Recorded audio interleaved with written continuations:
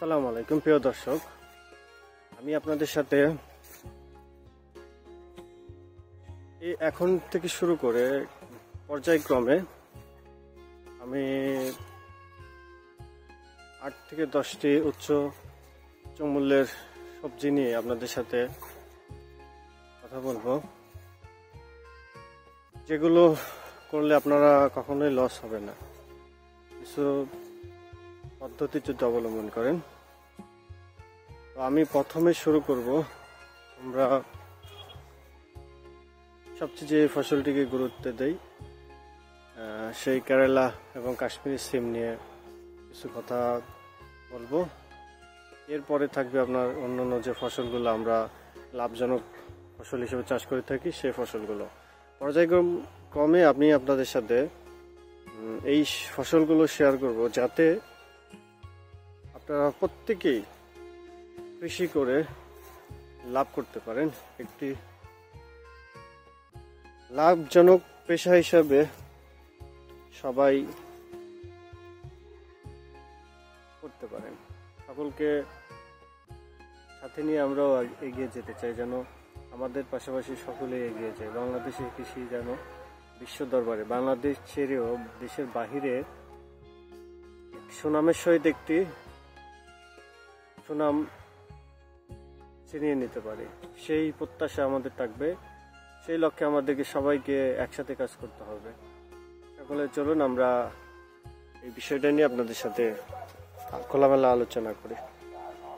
তো আমরা যেটা বলতেছি, 10টি লাভজনক সবজি নিয়ে আমরা পর্যায়ক্রমে আলোচনা করব।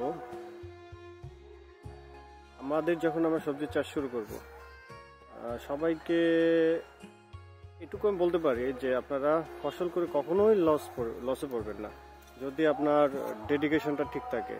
আর সবচেয়ে বড় বিষয় হচ্ছে যে না জেনে কৃষিতে কেউ ঢুকে পড়বেন না। অবশ্যই একটা ধারণা আপনাকে থাকতেই হবে, পাশাপাশি আপনার প্রতিনিয়ত আপনার জ্ঞানের ভান্ডারকে বৃদ্ধি করতে হবে। তাহলে আপনারা অবশ্যই সবজি করে লাভবান হবে। বিশেষ করে যদি আপনার জ্ঞান না থাকে, তাহলে আপনাকে কেউ জ্ঞান দিলে আপনি সহজে সেটি নিজের মধ্যে নিতে পারবেন না। এই জন্য আপনাকেও দক্ষতা অর্জন করতে হবে। তো যাই হোক, আমরা শুরু করি। আমাদের যে লাভজনক বা উচ্চ মূল্যের যে সবজিগুলো আছে তার মধ্যে প্রথমই হচ্ছে সিম। আমি সিমকে কেন এতটা বেশি প্রায়োরিটি দিচ্ছি দেখেন, আমি বিগত 17 সাল থেকে কেরালাজাত করছি। তো তারপরে 2022 সাল থেকে 24 সাল পর্যন্ত আমি নতুন যে জাতটি নিয়ে এসেছি কাশ্মীরি, এটি বেশ সাফল্য অর্জন করেছে। তো আমরা ইতিমধ্যে এই জাতগুলোর বেশ সুনাম অর্জন করেছে, বেশ ভালো কৃষক লাভবান হয়েছে। এজন্য আমি এই সিমকে আপনার প্রায়োরিটি দিচ্ছি সবচেয়ে প্রথম স্থানে। তো সিম এই জন্য আমি সিমকে লাভজনক বা উচ্চ মূল্যের ফসল বলছি। সিম একটি দীর্ঘমেয়াদী ফসল, দীর্ঘদিন ফল দিয়ে থাকে। যেমন আমরা গত সেপ্টেম্বর থেকে হারভেস্ট শুরু করেছি, এখন ডিসেম্বর চলছে। ডিসেম্বর পুরোটা জানুয়ারি ফেব্রুয়ারি পর্যন্ত আমরা হারভেস্ট করব এই সিমটি।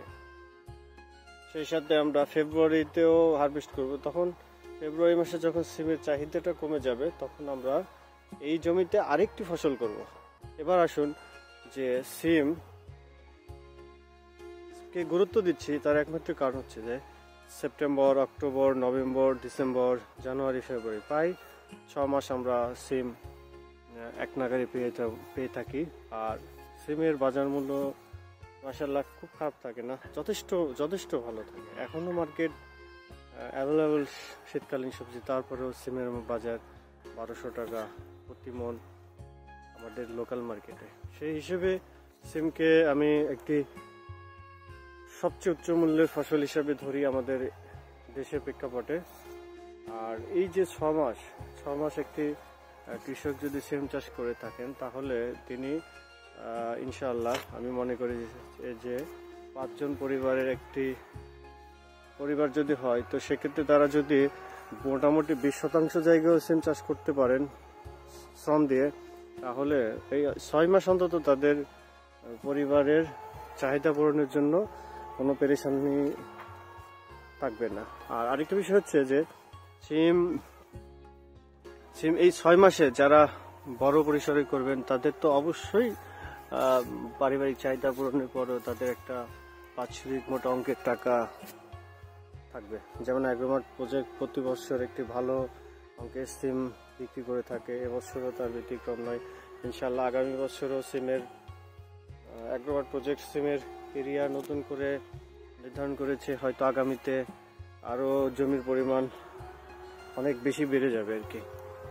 তো এই 6 মাস যে ফসলটি বিক্রি করা হয়, এবং এটা সবচেয়ে বড় বৈশিষ্ট্য হচ্ছে সিম যেহেতু ফলন অনেক বেশি হয় আপনার, এবং সপ্তাহে 1 বার বা 2 বার বিক্রি হয়, সাধারণত 5 দিন থেকে 7 দিনের মধ্যে বিক্রি হয়।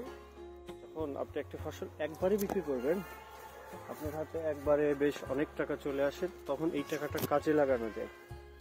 হ্যাঁ, এই বিষয়টা হচ্ছে সবচেয়ে একটি প্লাস পয়েন্ট। যাই হোক, আমরা পর্যায়ক্রমে আপনাদেরকে বিভিন্ন সবজি নিয়ে আলোচনা করব।